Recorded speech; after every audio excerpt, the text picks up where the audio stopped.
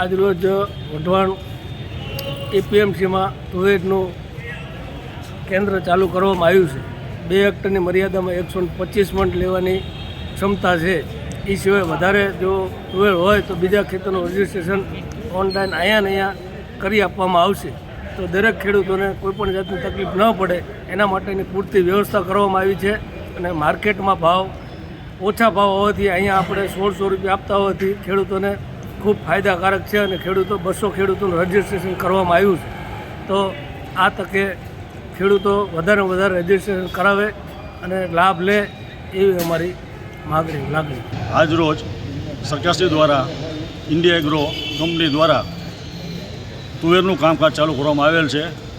India એગ્રોવાળાએ ટીંબા સેવા સહકારી મંડળીને કામ સોંપેલ છે. આ તુવેરનું ખેડૂત દ્વારા 200 રજિસ્ટ્રેશન થયેલા છે.